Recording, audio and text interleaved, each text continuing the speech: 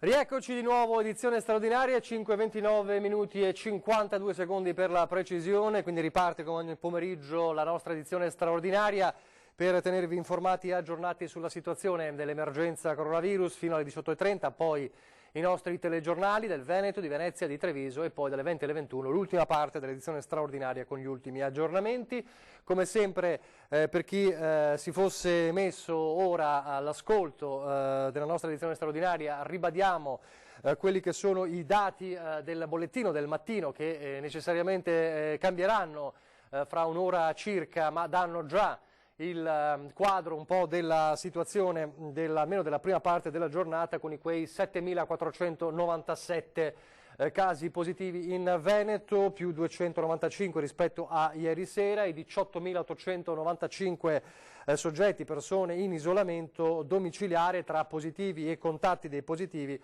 1.536 persone ricoverate, 338 in terapia intensiva e 313 deceduti, le vittime dall'inizio dell'emergenza, più 5 rispetto alle ultime ore, tutte quante nel cosiddetto cluster di Verona, quello che preoccupa maggiormente, come ha ricordato oggi anche il governatore Zaia. Fra poco sentiremo anche un'estrema sintesi della sua conferenza stampa di questa mattina.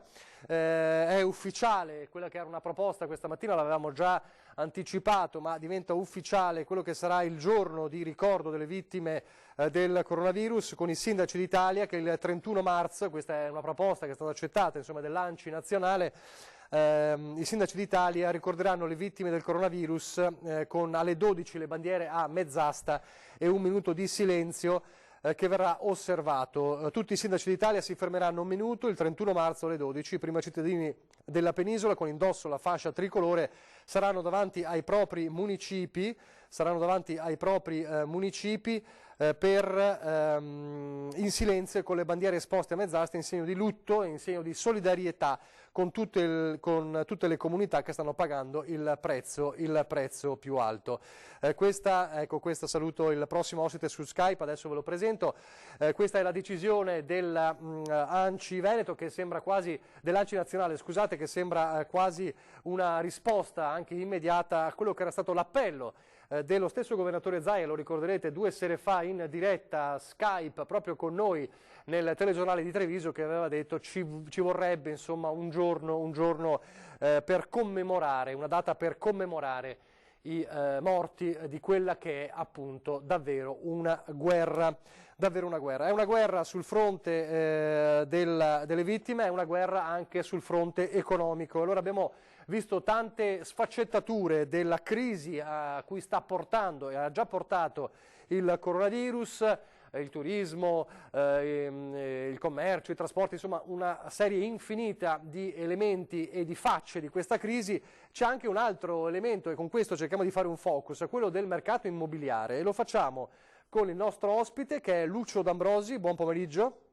Buon pomeriggio a tutti. Buongiorno, buon pomeriggio. Amministratore di Impresa SRL, che è un network di agenzie immobiliari che ha 12 sedi ramificate tra il Trevigiano Veneziano e Pordenone, quindi che ci può dare un po' un ampio spettro della situazione. Allora, qual è la ricaduta intanto in questo momento e quale può essere poi la ricaduta in futuro per quanto riguarda l'emergenza coronavirus nel settore molto importante come quello immobiliare?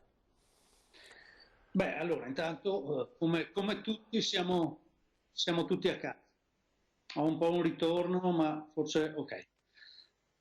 Perfetto, allora, adesso non c'è più, esatto. Intanto siamo tutti a casa, il nostro è un settore che per fortuna vive ancora di contatto concreto con le persone, perché per quanto si possa lavorare anche via web o via internet, la casa uno deve vederla 1-2 volte almeno di persona.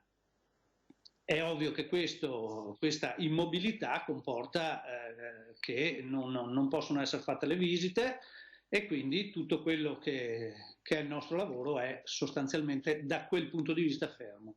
Chiaramente c'è tutto il resto da fare.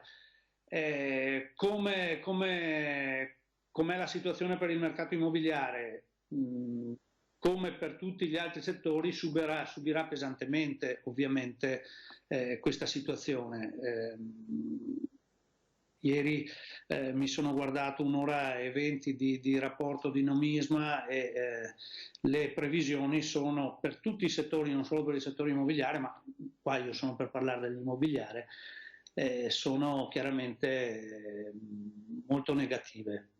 In termini Le chiedo una domanda dall'uomo della strada, ma perché ci sarà meno gente disposta a spendere, visto quello che sta accadendo, oppure ci sono altri fattori? Parliamoci chiari, cioè questa situazione, se non interverrà come ha proposto Draghi, una pesantissima azione dello Stato, comporterà sicuramente la chiusura di tante aziende.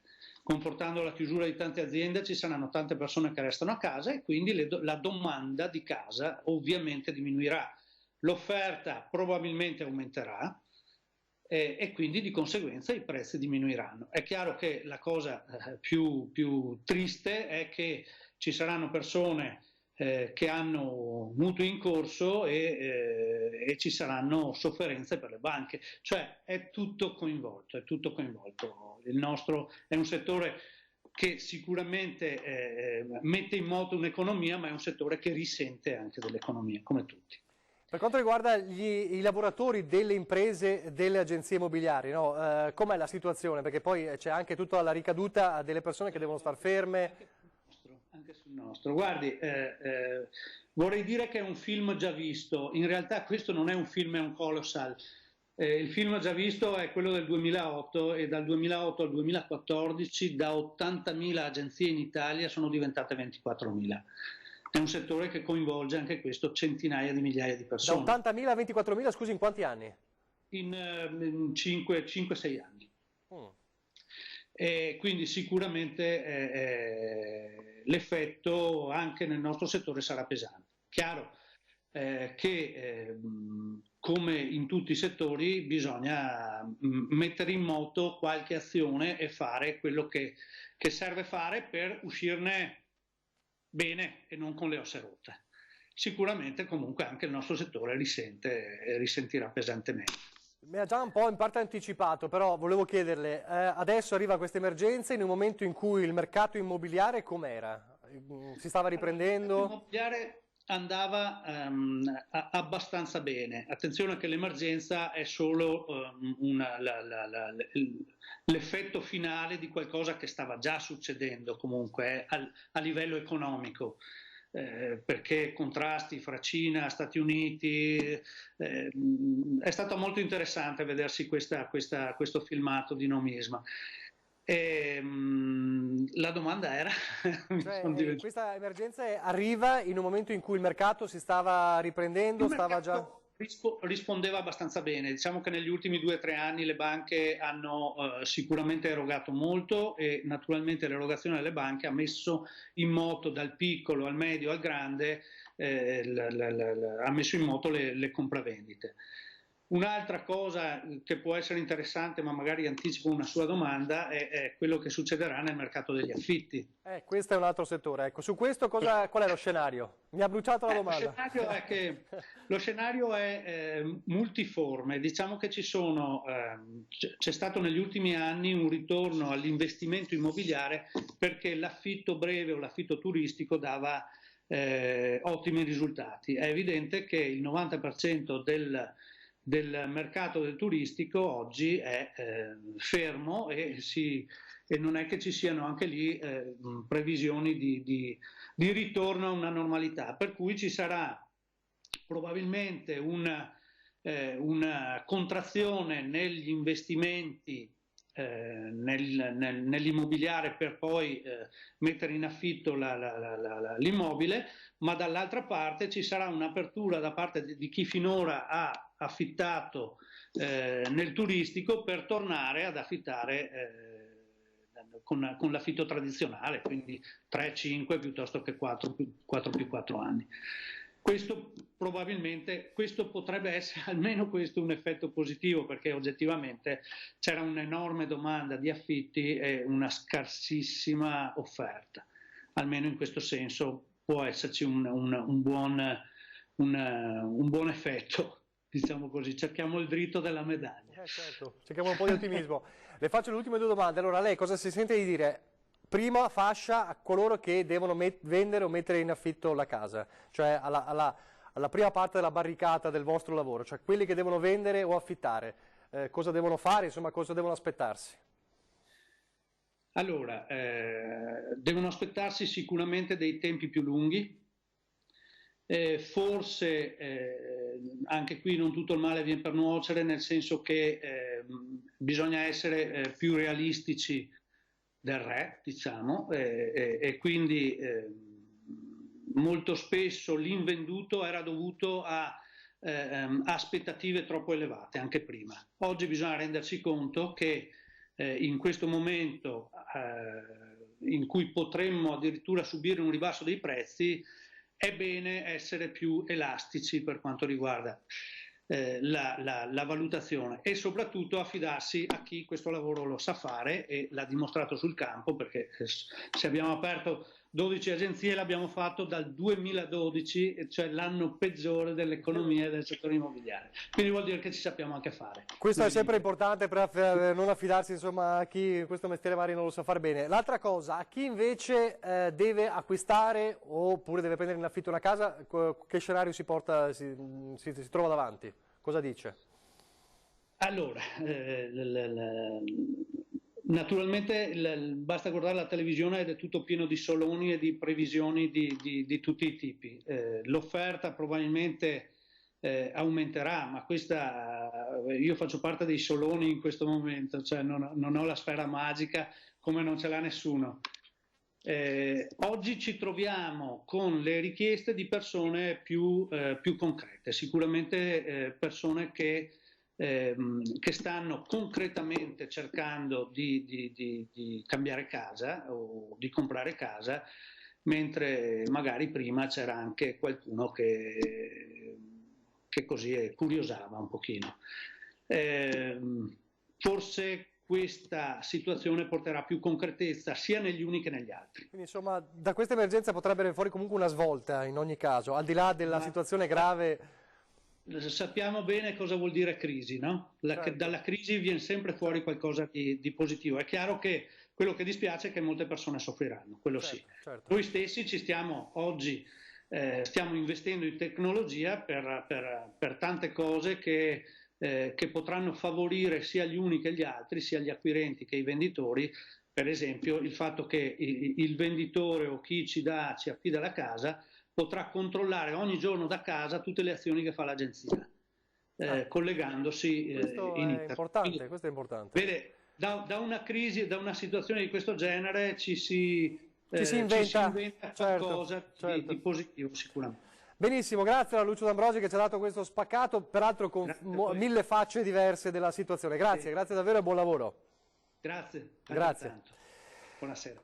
Così dunque il mercato immobiliare avete sentito con questi diversi approcci della emergenza. Allora facciamo così, vediamo un secondo se riesco a collegarmi direttamente, credo che sia...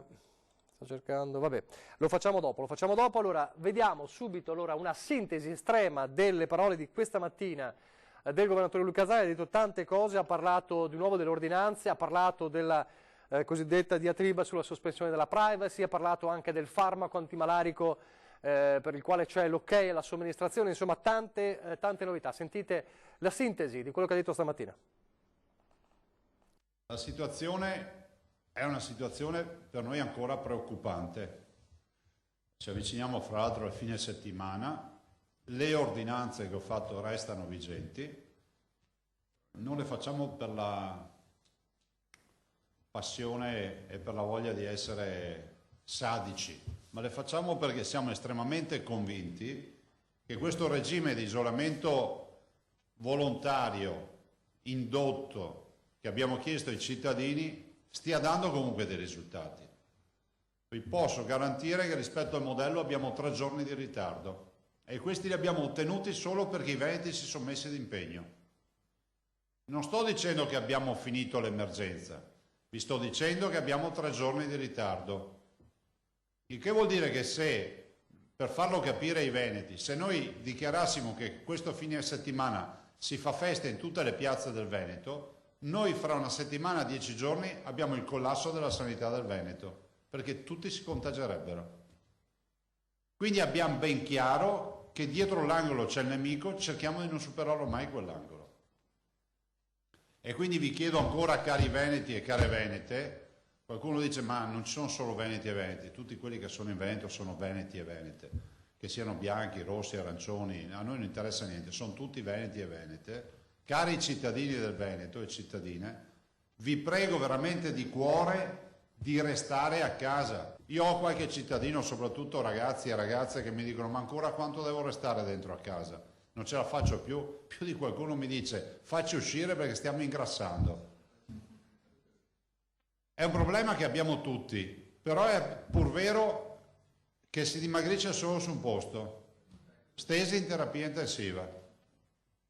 Allora è meglio prendere 1 chilo in più e star bene piuttosto che perderne tanti e stare male. Qualcuno dice ma tu sbagli a dire che ci vorrebbe una sospensione della privacy. No, io ve lo confermo, ma non intesa come ascoltare le telefonate di qualcuno o farci i cazzi degli altri, ma semplicemente per i tracciati e per vedere gli spostamenti nel momento in cui una persona è positiva, deve restare a casa.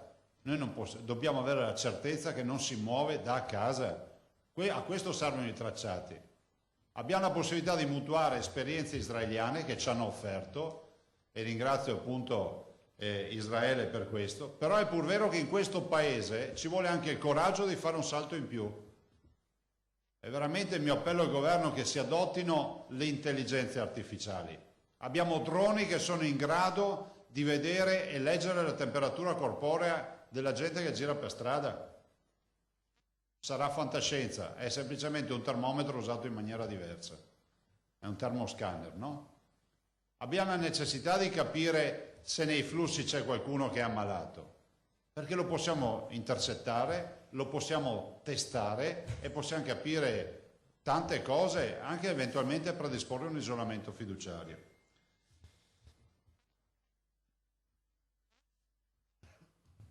I corrieri mi pregano di fare un appello, lo faccio volentieri. Mi dicono, noi siamo sempre al fronte, siamo per le case, per le aziende a consegnare pacchi. E i corrieri sapete cosa mi scrivono?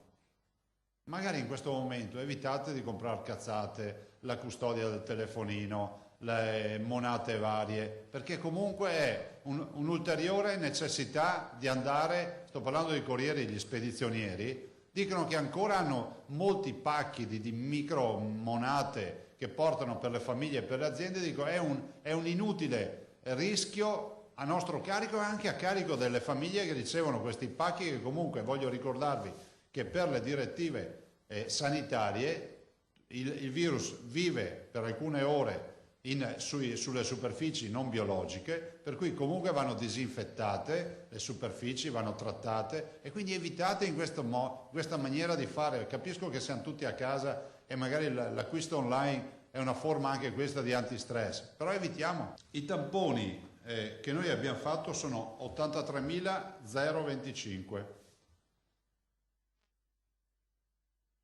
Di questi tamponi fatti al personale sanitario sono 27.436. Stiamo andando avanti con i tamponi del personale sanitario. Vi dico che la situazione è sempre più in salita perché mancano i reagenti, mancano i kit. Anche questa mattina ho fatto una riunione assieme agli assessori Lanzarin e Bottacin con i direttori generali, forse anche urlato un po' troppo stamattina, ma non contro di loro, contro il sistema che non posso più accettare. Cioè manca tutto, dobbiamo farci in casa tutto. Adesso abbiamo comprato, finalmente è arrivata una macchina dall'Olanda che dovrebbe fare 7.000 tamponi al giorno.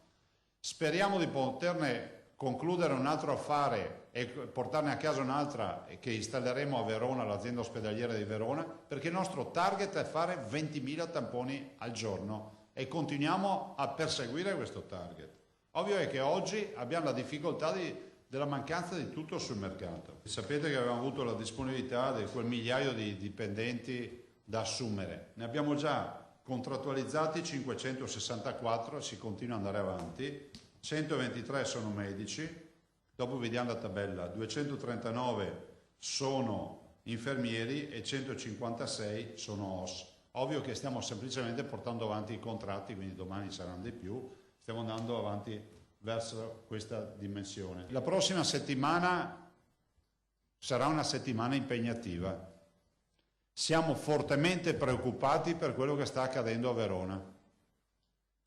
Abbiamo le terapie intensive che sono assolutamente sotto tensione.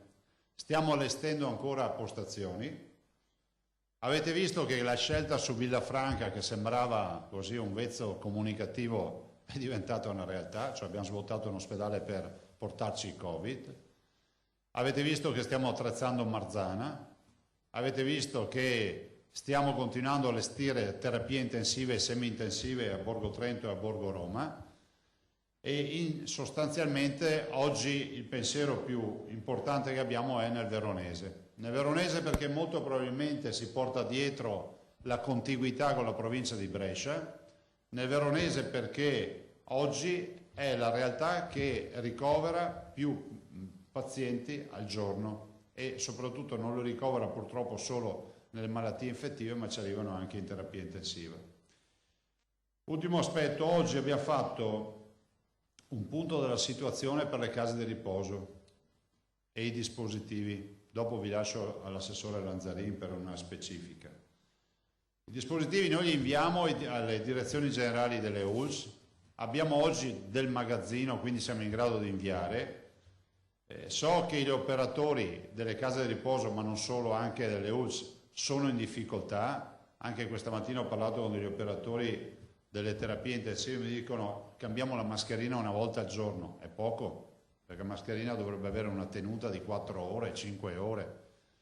La verità è che pian piano stanno arrivando tutte le forniture, vi ricordo che noi abbiamo 13 milioni e mezzo di materiale in arrivo, ma non fra un mese, a giorni, dobbiamo già scaricare il primo materiale, stiamo rivedendo fortunatamente le quote di invio di materiale e siamo preoccupati per quel che riguarda ovviamente le case di riposo. Abbiamo nel giro, io spero di qualche giorno, perché mi hanno detto 10 giorni da sabato scorso, quindi vuol dire mercoledì prossimo, l'arrivo di 100.000 test rapidi che utilizzeremo per il personale, anche questo degli ospedali, e per le case di riposo. Stiamo valutando la sostenibilità rispetto al bilancio che è esentasse anche di prorogare il bollo auto. Aggiungo di più, rispetto alle sperimentazioni, vi annuncio già che AIFA ha dato l'ok, quindi in questo momento è riunito il nostro comitato tecnico-scientifico per la cura domiciliare, l'infusione domiciliare della idroclorochidina, insomma l'antimalarico, che se riusciamo a somministrarlo in casa, nelle prime fasi potrebbe aiutarci ancora di più nella cura dei pazienti, cioè uno comincia ad avere problemi respiratori, ai sintomi del coronavirus, è positivo al coronavirus, viene fatta la somministrazione in casa.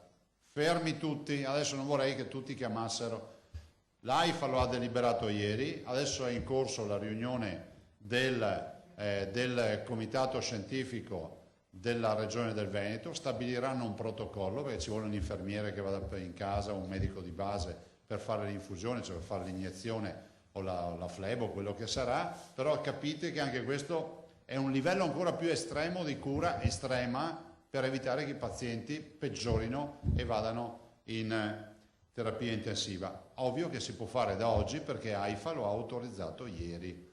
AIFA ha chiuso il protocollo per Avigan, per cui siamo pronti al test. Le informazioni che abbiamo è che non è vero che manca il farmaco, non è vero che di un sacco di robe che abbiamo sentito dire, è pur vero che Fuji, che lo produce, è disponibile a darsene un contingente per la sola sperimentazione.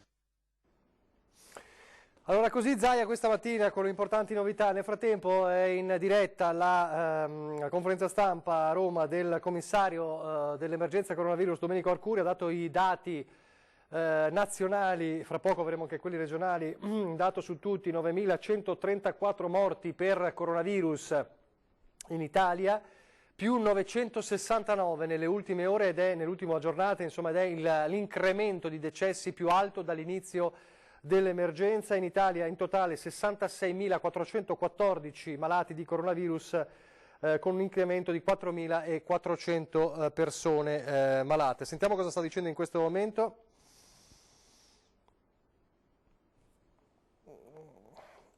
Dovrebbe sentirsi l'audio in teoria,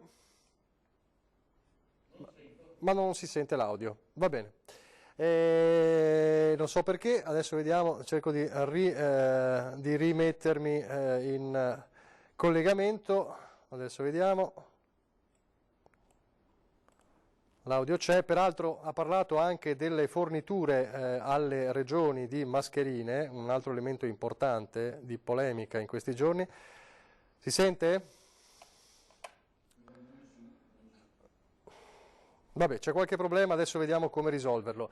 In sostanza, tra le cose che ha detto, ha attaccato Consip, la centrale acquisti della pubblica amministrazione, controllata dal Ministero dell'Economia, che sarebbe, secondo Arcuri, la prima colpevole dei ritardi. Mi prendo carico delle responsabilità e dei risultati del commissario, ma non di Consip, che è un fornitore della protezione civile che quasi sempre non rispetta le tabelle di consegna. Quindi un attacco abbastanza duro, proprio sul fronte delle mascherine che non arrivano, o anche dei dispositivi, insomma, dei dispositivi medici che non arrivano, ed è uno degli elementi, diciamo, di polemica in questi giorni anche tra le regioni e il governo. Questo è quello che sta dicendo Arcuri, che ha dato appunto il dato drammatico di 969 decessi in più nelle ultime ore, il dato più l'incremento maggiore di decessi dall'inizio dell'emergenza coronavirus. Vediamo se riusciamo a collegarci con il nostro prossimo ospite Skype,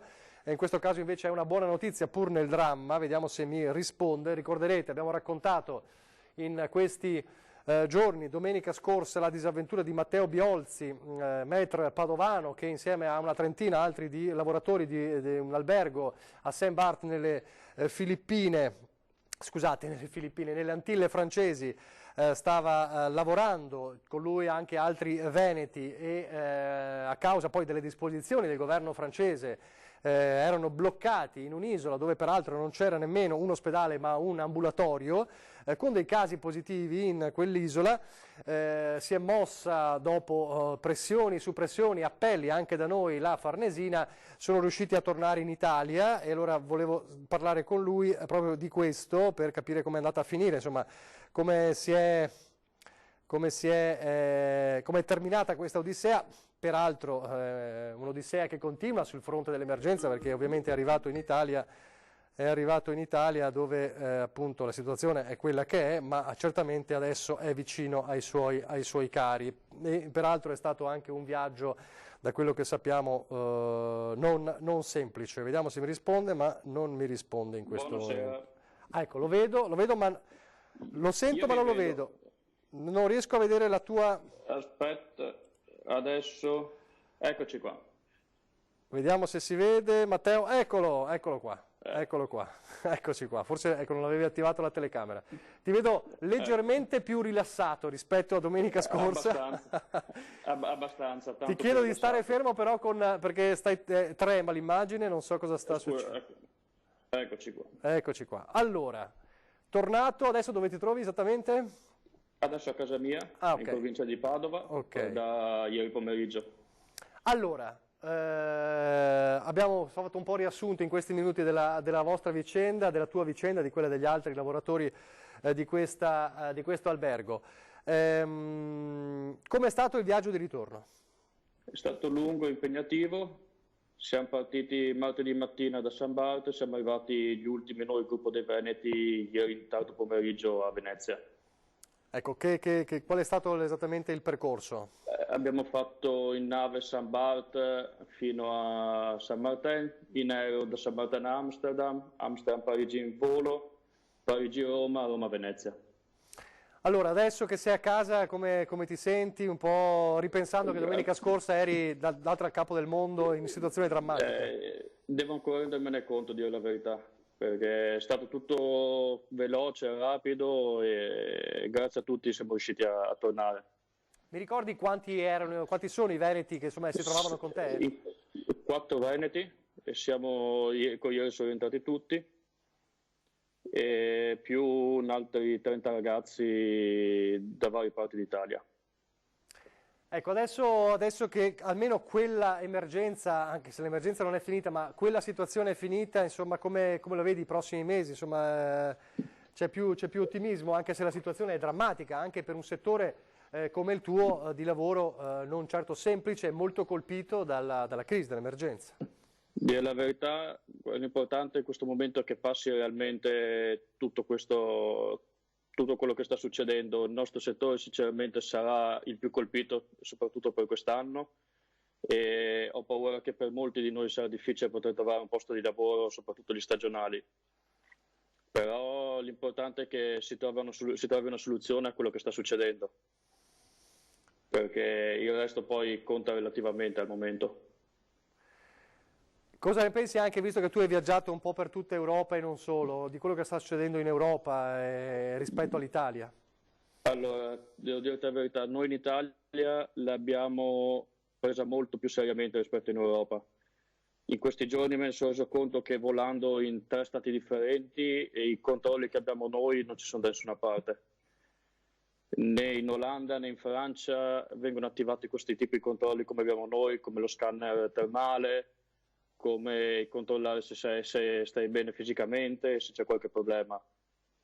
All'estero più che intimarti a mantenere le distanze di sicurezza tra una persona all'altra, tutto il resto non avviene. Tu sei riuscito a sentire in questi giorni, in queste settimane, anche i colleghi tuoi, magari che lavorano all'estero in altri paesi, come se la stanno passando? Io no, per il momento sì, un paio li ho sentiti e tutti quanti stanno cercando di far rientro a casa. Quindi sono tutti, c'è chi è già rientrato e chi nei prossimi giorni dovrebbe riuscire a rientrare. Quindi l'obiettivo intanto è tornare a casa, prima cosa. Sì, la maggior parte per noi è tornare a casa. Benissimo, grazie allora Matteo Biolzi e felici insomma che sei tornato a casa insieme anche ai tuoi altri compagni. Grazie mille ancora, grazie di tutto, grazie a voi. Grazie Matteo, grazie a Matteo Biolzi, una buona notizia nell'emergenza di queste settimane. La pubblicità e poi torniamo subito in diretta.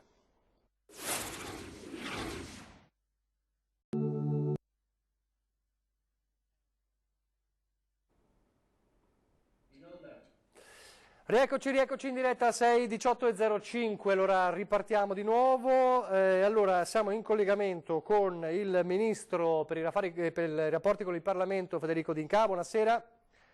Buonasera a voi. Buonasera. È importante oggi perché lei ha partecipato alla cosiddetta cabina di regia governo-opposizione, ci spiega cos'è e cosa si è detto in questo incontro, in questa cabina di regia?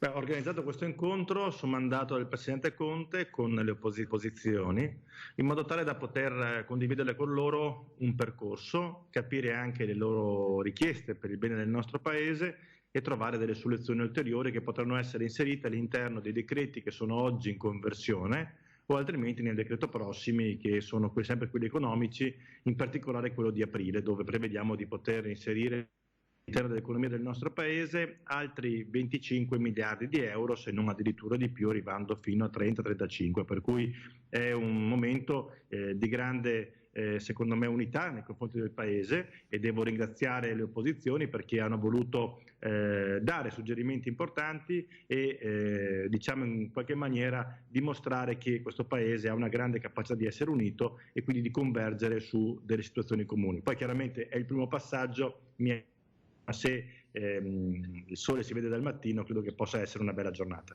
Senta, quindi archiviate le polemiche degli ultimi giorni dell'opposizione oppure c'è ancora qualche fronte insomma aperto?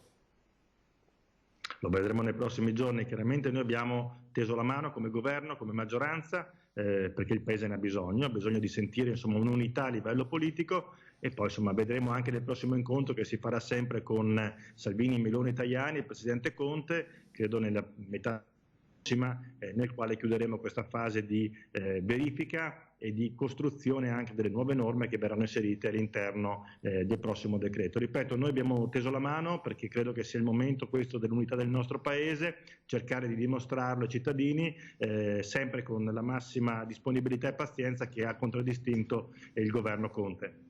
Quindi il percorso è questo: prossima settimana nuovo incontro e poi da quell'incontro probabilmente scaturiranno delle novità che verranno inserite nel decreto di aprile. Questo è il concetto a grandi linee? Sì, l'idea appunto è questa, di poter fare ulteriori incontri, credo già all'inizio della settimana prossima, una volta che verranno, diciamo, verificate il tipo di idee e di valutazioni, e sempre con la presenza del ministro Gualtieri, che anche oggi era in conference call, appunto ricevere, capire di poter avere una linea comune, perché poi alla fine parliamo tutti quanti di aiuti nei confronti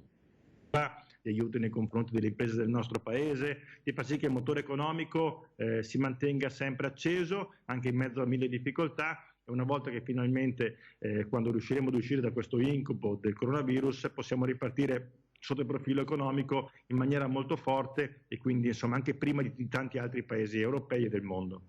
Ecco, mi ha anticipato, insomma, la situazione negli altri paesi è lo scenario che si era detto, insomma, quando l'Italia era nel momento di massima gravità.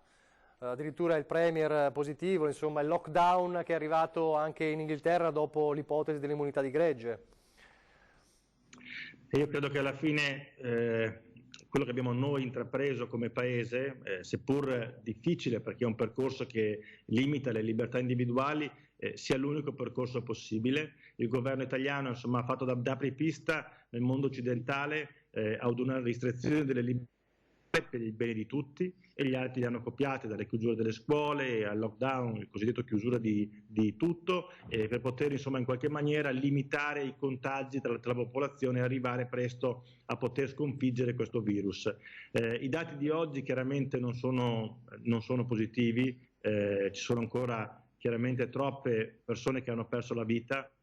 Chiaramente stiamo vedendo i dati che sono quelli di 15 giorni fa, di persone che si sono ammalate, quindi prevediamo nelle prossime settimane, almeno quello, insomma, quello che ci dicono gli esperti in questo momento, che vi sarà una riduzione del contagio, e quindi anche mi auguro delle persone che mancano. Dietro le persone che mancano, dietro questo numero oggi 969, ci sono 969 persone che hanno avuto una vita, hanno avuto dei momenti felici, hanno dei parenti, hanno dei figli, dei cognati, degli zii, sono persone che potevano vivere per tanti anni ancora. A loro va la massima vicinanza, alle loro famiglie, in questo momento di grande disperazione, perché, ripeto, sono 969 nostri concittadini che oggi sono mancati, e ripeto, bisogna assolutamente, per poter rispettare queste persone, rispettare i medici, i sanitari, gli infermieri, rimanere con la massima attenzione per le prossime giornate e per le prossime settimane.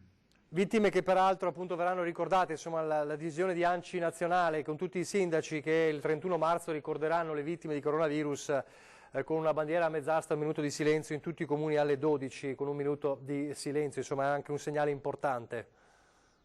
C'è anche il Papa che in questi momenti, io lo stavo guardando adesso in televisione, che a San Pietro, insomma, sta andando una preghiera nei confronti di tutte le persone che sono mancate in tutto il mondo, perché noi siamo, come Italia, abbiamo un numero elevatissimo, il più alto al mondo, però sfortunatamente molti altri paesi ci stanno seguendo in questo numero pieno di disperazione, tutti, e poi chiaramente anche gli Stati Uniti ed altri paesi d'Europa, anche tutti quelli che in qualche maniera oggi, ieri si sono dimostrati chiusi nei confronti delle richieste dell'Italia di poter fare finalmente gli Eurobond, di poter distribuire il debito pubblico e affrontare, diciamo, anche i prossimi momenti futuri di ripresa economica in maniera unitaria. Alcuni paesi come la Germania, come l'Olanda, che non hanno tra l'altro voluto avere delle restrizioni, io mi auguro che non debbano avere il corso, però alla fine questo è un po' la strada che tutti stanno seguendo, una crescita esponenziale dei numeri prima, fino a quando in qualche maniera non affrontano di petto, come abbiamo fatto noi, questa problematica del coronavirus, e per cui, insomma, credo che nelle prossime giornate forse cambierà anche la visione europea, affrontando veramente un dramma che non guarda i confini, non guarda Schengen, non guarda nulla. Questo è un virus che passa ovunque e che va ovunque, e a noi, ognuno di noi è in prima linea, e contribuire a fermare il contagio. Senta, approfitto di lei in quanto esponente di governo. Oggi, anche se magari non è il suo campo, diciamo, oggi il governatore Zaia è tornato sulla questione, no, il dibattito ad esempio sulla sospensione momentanea, temporanea, necessaria, dice lui, delle norme sulla privacy per poter arrivare a tracciare ad esempio gli spostamenti telefonici oppure con i droni, eccetera, e chiede al governo di fare un salto in più, anche se certamente è una materia molto delicata, quello della tutela della privacy, ma per riuscire davvero, come è stato fatto, dice lui, in Corea del Sud, a tracciare i movimenti dei positivi e poter individuare davvero le aree di contagio e i rischi del contagio. È un appello che fa al governo. Voi cosa potreste dire? Io non so dirle se la gestione dei movimenti delle persone in questo momento è il modo più corretto. Io credo che l'unico sistema di prevenzione reale per ogni persona è una sorta di educazione civica propria, etica anche, per cui si sta lontani 1,5 metri da ogni persona, si utilizzano in questo momento, insomma, vi è una forte distribuzione anche di mascherine, arrivare fino appunto alla produzione italiana di mascherine, quando tutti quanti avremo una mascherina sul volto, in questa maniera di azzerare il passaggio di quelle particelle che contengono il virus e limitare qualsiasi tipo di contatto in questo momento con gli altri, per quanto ci possa costare, e anche le nostre, quindi bloccare effettivamente il contagio. Poi guarderemo se il digitale, di cui diciamo, mi riconosco in esso, nella tecnologia ci può aiutare, ma in questo momento è proprio la prevenzione di ogni singola persona. Grazie allora, grazie al Ministro Federico D'Incà, grazie davvero. Allora, aspetteremo di capire il prossimo incontro, la prossima cabina di regia, per vedere come si muove poi il percorso parallelo governo-opposizione, perché è l'unica strada, insomma, per arrivare a degli strumenti concreti che siano condivisi da tutti, insomma, per il prossimo decreto. Ma io dico, fino ad oggi siamo mossi bene. Poi è chiaro che c'erano delle polemiche in più in questi ultimi giorni. Chi diceva che chi diceva che il Parlamento non lavorava al Parlamento. Io sono rimasto in Parlamento ieri, ho le audizioni, io stesso ho parlato per una mezz'ora in aula, il Parlamento è aperto. È chiaro che bisogna stare attenti di non distruggere le istituzioni del nostro Paese in questo momento. I cittadini ci vogliono uno all'altro, il virus non guarda in faccia se tu voti 5 Stelle, PD, Lega o quant'altro, per cui è nostro compito come classe dirigente in questo momento dell'opposizione o della maggioranza avere chiare le idee che dobbiamo in qualche maniera condividere alcuni percorsi. Noi ce ne facciamo carico come governo e come maggioranza, il Movimento 5 Stelle se ne fa carico ancora più di tutti perché ha in Parlamento 300 parlamentari. L'augurio è che tutti quanti facciano una riflessione, che non sia soltanto una spettacolarizzazione della politica, una polemica continua, perché non serve a nulla. Abbiamo bisogno di unità e di fare i passi verso la risoluzione del problema. Poi quando finiremo il problema torneremo a fare quella polemica politico che non piace, che spesso è ipocrita, ma che dobbiamo invece in questo momento mettere via e guardare per il futuro e per il bene del nostro Paese. Grazie allora, grazie e buon lavoro al Ministro Federico D'Incà. Grazie anche della disponibilità per il collegamento, grazie davvero. Grazie. Così allora il Ministro Federico D'Incà, vediamo se riusciamo, se mancano pochi minuti poi vi lascerò al telegiornale del Veneto, volevo cercare di collegarmi, vediamo se riusciamo a collegarci nuovamente.